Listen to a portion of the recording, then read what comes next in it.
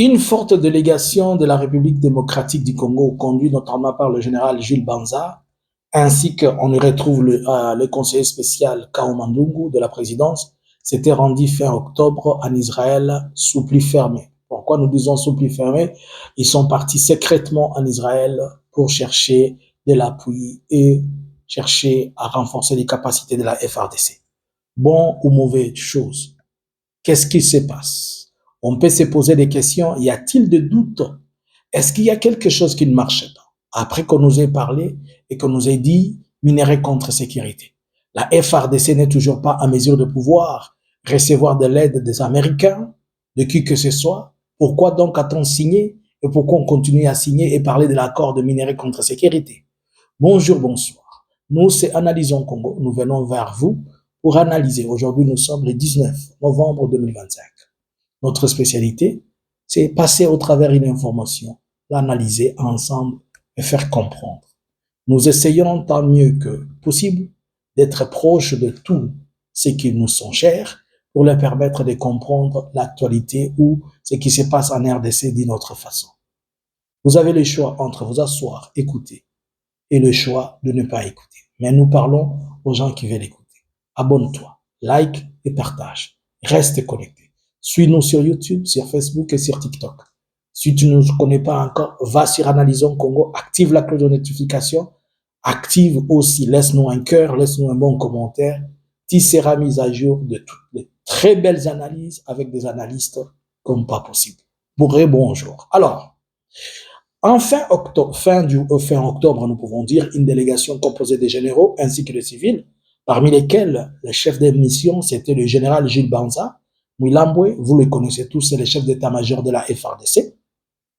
Il était conduit, c'est un lieutenant général, il était aussi, dans sa délégation, on peut retrouver le général Bernard Kaliba Tati et Emmanuel Kaputa Kassenga. Ils l'ont accompagné.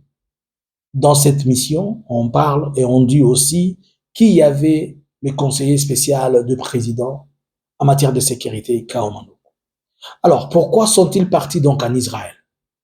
La délégation congolaise de haut rang est partie en Israël pour essayer de parler et de discuter avec Israël et notamment contacter l'une des entreprises israéliennes qui s'appelle Elib System Industry. Et notamment aussi, on parle de Rafale. Les contacter, discuter avec eux pour obtenir un appui et du matériel. Qu'est-ce qui le motive donc? Vu la situation compromettante, nous pouvons dire, au niveau du front, avec la prolifération des drones artisanales, qui devient un problème par rapport à la guerre asymétrique, donc la guerre qui est devenue un peu compliquée, qui les sont opposés farouchement par l'AFC-BAR M23, avec alliés qu'on ne connaît pas, c'est eux qui le disent, le Rwanda, mais nous, on parle de la AFC-BAR M23, avec leurs alliés, s'ils ont moins, ils en ont. Ainsi donc, la situation est devenue un peu trop compliquée pour le gouvernement congolais. À ce point-là, le gouvernement congolais il a un problème de communication de com, il a un problème d'équipement, il a un problème de système anti-drone ou bien anti-tank.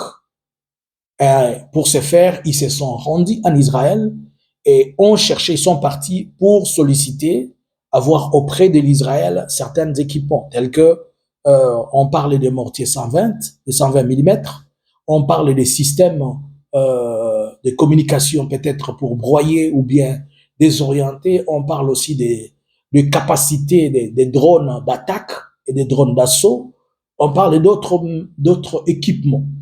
Et dans ces lots-là, le gouvernement congolais, jusque-là, on n'a pas totalement dit qu'est-ce qu'ils ont obtenu d'Israël, mais d'après les sources que nous avons, d'après nos sources, les plus proches et les plus proches dans le domaine sécuritaire, et nos sources venant de la zone de ces informations, nous apprenons qu'il y a un certain lot de matériel les a été donné, mais ils n'ont pas tout réussi. Et toute la question que je me pose, récemment, nous avons vu le président d'Israël venir en République démocratique du Congo. Est-ce que c'était pour autant dire que cela a une connotation ou bien ce sont les retombées? Non. Nous ne pouvons pas dire que ce sont les retombées. Nous connaissons tous que chaque État est derrière ses intérêts. Depuis que cette information, nous l'avons eu il y a de cela au moins 4 jours, nous étions en train de pilcher et de chercher à regrouper tout. Nous avons compris qu'il y a certaines choses qui ont échappé à la RDC. Je vous explique. En 2022, 2021, 2022, la RDC avait déjà des instructeurs israéliens. Et ces instructeurs israéliens qui étaient des particuliers, ce sont eux qui donnaient des formations à Kitona, pour les gens qui peuvent se rappeler. Il y a eu même à cette époque certains des jeunes FRDC qui avaient perdu la vie puisqu'ils étaient en train de très mal manipuler des tanks. Je me rappelle, dans les lignes de front, certains des militaires FRDC, ils étaient en train de se plaindre que le module de cours qu'ils avaient reçu des Israéliens et ce qu'ils les ont et le matériel qu'ils ont sur terrain, ils ne sont pas compatibles. Par exemple, on les a appris à manipuler un instrument A et on va leur donner des instruments B et quand ils arrivent sur terrain, ça crée des problèmes. Alors, tout ceci et toutes ces choses, y ajouter la chute de Goma qui a été comme, jusque-là, ça a toujours été la gifle la plus mauvaise. Pourquoi? Puisque Goma l'a démontré que la FRDC avait encore beaucoup de failles. Alors là, le gouvernement de la République démocratique du Congo s'en remet en Israël. Mais nous ne devons pas oublier que ça fait des années que Israël collabore sur le plan sécuritaire, sur le plan militaire, et voire même sur le plan tactique et sur le plan armement avec le Rwanda.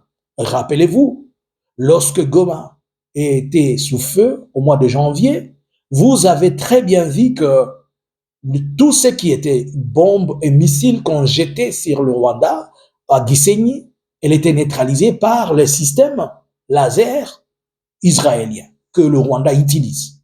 Mais alors, comment se fait-il que nous connaissons la République démocratique du Congo, sait très bien que le Rwanda a de très bonnes relations avec Israël et que l'équipement israélien, c'est l'équipement que le Rwanda utilise, ce dernier va encore, là où même Israël, là où même le Rwanda est en train d'épuiser ses forces, c'est là où ils vont chercher. Bon, on peut dire quand même que c'est possible, mais il est difficile que l'Israël vende une arme pour tuer ici et ils vendent l'autre arme pour contrecarrer de l'autre côté. Connaissant très bien que l'Israël prend pour le Rwanda comme l'Israël de l'Afrique centrale, il est difficile diplomatiquement de croire que l'Israël peut être sérieux de vous remettre ou bien de vous faire appartenir, de vous donner l'équipement adéquat. Certainement, le président de la République démocratique du Congo veut faire de beaux yeux à l'Israël et veut faire comprendre à Tel Aviv que nous sommes ensemble et que Tel Aviv pourrait recevoir des choses qui sont bonnes venant de la République démocratique du Congo. Rappelez-vous aussi de cette rumeur qui disait à son époque et qui disait à son temps que la RDC avait accepté de recevoir des réfugiés palestiniens en République démocratique du Congo. Alors, est-ce que toutes ces choses, ce sont celles qui ont motivé la République démocratique du Congo à se précipiter, aller vers Tel Aviv pour obtenir ces cours? Point d'interrogation. À ce jour, nous pouvons dire que Tel Aviv ne peut pas être le moyen de ces cours pour la République démocratique du Congo. Puisque d'abord, ils ont toujours été là. Ils savent quel type d'équipement il faut donner. Par ailleurs, ceci nous démontre que la RDC est toujours en difficulté de pouvoir vaincre l'AFC par M23. Comment? Si elle se plaint en disant que les drones artisanales ou artisanaux mettent en péril ou bien font souffrir ces drones, les CHK dont ils possèdent, cela sous-entend que la RDC a l'incapacité sur le plan équipement de vaincre ou de faire tomber l'AFC. Une très grande question vient. Le gouvernement de la République démocratique du Congo est parti aux États-Unis pour dire qu'ils font l'échange de minerais contre sécurité. Cela sous-entendait que les États-Unis vont leur donner tout l'équipement qu'ils ont pour qu'ils viennent faire la guerre à la RDC. Mais jusqu'à ce jour, tantôt on a été au Kazakhstan, tantôt on est en Turquie, tantôt on va, je ne sais pas, à Beyrouth, tantôt on va à Pékin, aujourd'hui on est à Tel Aviv. Qu'est-ce qui ne va donc pas? Est-ce que armement, sécurité contre minéraux n'était que de la poudre aux yeux?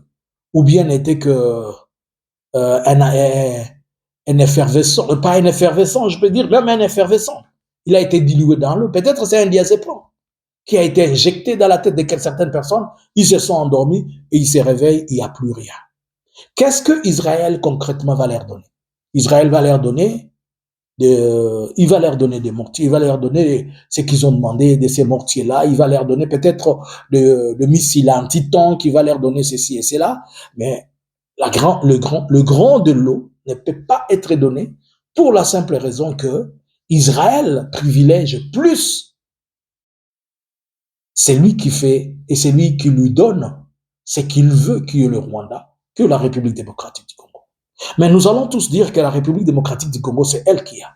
Mais la République démocratique du Congo, elle n'a toujours pas compris que sa gestion et sa politique est l'unique chose qui permet à ce que les gens veulent venir puiser, mais ils ne seront pas prêts à faire du sérieux avec eux. Les cas illustratifs. Je vous explique très simplement. L'équipe de l'Ukraine a été qualifiée aux Coupes du Monde. Vous savez ce que Zelensky a dit? Merci aux garçons, mais nous ne pouvons pas fêter maintenant. Ils sont déjà qualifiés, car nous devons plaire les nôtres. L'équipe de la RDC n'est même pas encore qualifiée. Et le président, il vient en grande pompe. Alors dites-moi, si tous les deux vous disiez qu'ils étaient en guerre, l'un est dans la jouissance, l'autre est sérieux. Si là vous demandez l'équipement et le matériel, à qui vous allez donner? Je sais qu'il n'y a pas d'état d'âme dans ce qui est du pays, mais certainement, diplomatiquement, il y a des choses les plus importantes que aussi ce qu'on peut sous-entendre. À ces jours, nous pouvons dire que la diplomatie congolaise continue à connaître des failles et des problèmes les plus sérieux. Pourquoi la République démocratique du Congo est toujours sur les traces du Rwanda? Je me suis toujours posé cette question et je n'ai toujours pas eu de réponse. Partout passe Kagame, c'est partout va Félix. Cette rivalité, elle va arriver où? Kagame aux USA, Félix aux USA. Kagame en Israël, Félix en Israël. Kagame visite Rwanda, Félix Rwanda, la RDC au cœur de l'Afrique. Kagame construit Arena, Félix construit Arena à Kinshasa. En fait, la vision qui domine Félix, c'est la vision Paul Kagame. Parmi les kagamismes du monde, le premier kaganisme, c'est Félix. Félix est un kaganisme avéré. Le kaganisme vit dans Félix, mais c'est un kaganisme erroné, puisque le vrai kaganisme, c'est un système qui s'applique et qui se démontre. Mais Félix est à la poursuite aux traces de Kagame sans pour autant vivre le kaganisme excusez-moi, manifester, pas seulement manifester, mais implémenter, mettre sur terrain ce que Kagame fait. La seule chose qu'il est en train de savoir maîtriser, c'est étouffer les gens, empêcher la liberté d'expression et museler tout le monde et faire que les gens ne puissent pas parler. Pas plus qu'hier et aujourd'hui, Kinshasa est sous l'eau, inondée. Mais il est difficile, sauf une pluie totalement débordante qui peut faire ça à Kigali. Mais après quelques jours, ça trouve solution. Mais ça fait 7 ans que Kinshasa, Kinshasa est inondé. Il est comme à l'époque de Noé. Mais il n'y a personne pour le secourir. Ainsi, nous comprenons que la vision de la République démocratique du Congo, qui incarne Félix Tshisekedi, c'est une vision qui erronne et qui désoriente le peuple. À cet allure, il sera difficile. Mais nous nous posons aussi en même temps la question. Aujourd'hui, j'ai lu un document du ministère de l'Intérieur qui est en train d'interdire l'achat des armes, c'est-à-dire dans certaines provinces, et notamment l'Ituri, le ministère de l'Intérieur, ils avaient autorisé que l'on achète des armes aux particuliers, c'est-à-dire on donne $100 si vous avez votre arme et vous le retournez. Maintenant, si l'Israël donne aussi beaucoup d'armes à la FARDC, sachant que la FARDC, elle est alliée au Wazalendo, et qu'il y a le Burundi, et surtout que l'équipement de la RDC tombe d'abord dans les mains du Burundi, puisque c'est là où se trouve la base arrière. C'est comme si le Burundi serait le premier bénéficiaire de cet équipement, la RDC sera en train d'acheter l'armement pour le compte du Burundi. Car jusque-là, tout l'armement de la RDC qui est au Burundi, n'oublions pas, d'une manière ou d'une autre, elle appartenait au Burundi. Puisque déjà, Ndayishimiye est arrivé à Kinshasa pour se plaindre et dire à Félix que ça fait un mois qu'il ne reçoit pas le salaire de ses garçons, les 7 000 $ et les 5 000 qui étaient prévus. Et ça fait un mois que les 10 millions qui étaient prévus de lui donner, chaque mois on lui donne 10 millions, on donne à Ndayishimiye 10 millions de dollars pour permettre à ce que Ndayishimiye prenne soin de veuves et de victimes de la guerre. Mais les veuves de soldats qui ont cédé au niveau de la guerre, ces veuves-là, ils sont en train de pleurer tout le jour auprès de Ndayishimiye et Ndayishimiye n'a pas de quoi leur donner. Ainsi donc, Ndayishimiye est vite parti voir Félix pour lui dire non, l'argent tel que nous nous sommes convenus. Donc, si Israël accepte de donner cet équipement à Kinshasa, sa base arrière étant le Burundi, cet équipement sera au Burundi, d'une manière ou d'une autre, cet équipement appartiendra au Burundi. Et si ces équipements légers se retrouvent aussi sur les lignes de front, d'une manière ou d'une autre, ça peut tomber entre les mains des Wazalendo. Bien que c'est du business, mais il y a aussi ce système de traçabilité et le contrôle qui s'effectue à tous les niveaux, notamment, rappelez-vous, les questions de conditionnalité dans lesquelles la FARDC s'était retrouvée pour ces mêmes choses, pour ces mêmes éléments et pour ces mêmes signaux qui disent qu'on ne sait pas jusqu'où vos armes vont transiter. Et nous voyons chaque jour, au quotidien, les Wazalendo qui vous disent, voici là où nous sommes, voici ce que nous faisons, voici ce qui se passe. Qu'est-ce que nous pouvons dire? Avec tout ce que je viens de vous montrer là, la RDC a encore de sérieux problèmes. Est-ce que le contrat minerai contre sécurité vise autre chose ou vise ce que la RDC nous avait dit, que c'est elle qui va faire, que l'on puisse équiper la FRDC, qu'on puisse la donner faire une mise à jour et que l'on puisse rendre son armée efficace. D'ailleurs, pour ceux qui ne savent pas, nous vous avons informé que sur terrain, le territoire de Chabunda, deux de ces localités sont tombées, Maïmingi 1 et Maïmingi 2. Et on parle de plusieurs blessés, plusieurs milliers de déplacés et les FARDC qui battent en retraite comme d'habitude. Zala Nambangu, c'est ça la chanson qu'on chante pour eux. Qu'est-ce qui se passe? Ceci démontre, si nous regardons ce que la RDC fait, si nous regardons ce qui se passe sur le terrain, nous allons comprendre que toutes les signatures qui sont en train de faire, ce sont des signatures de complaisance. Ce sont des signatures juste pour plaire à quiconque a besoin de le comprendre. Je vous avais dit, et je l'avais annoncé le jour, j'avais fait l'analyse le jour où on a parlé de la signature de Doha, de cette feuille de route. Je vous avais dit que seule la guerre pourra sortir le genre dans ces choses. Pourquoi je dis ça? Parce que Félix n'a pas la volonté de faire la paix. Et que les autres qui sont en train de demander ont compris cela et tout le monde se focalise sur ces choses.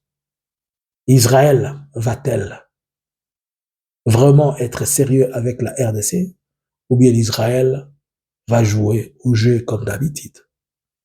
Sommes-nous en mesure de pouvoir avoir ce système de laser anti-missile ou anti-drone ou bien ce système ne restera qu'au Rwanda?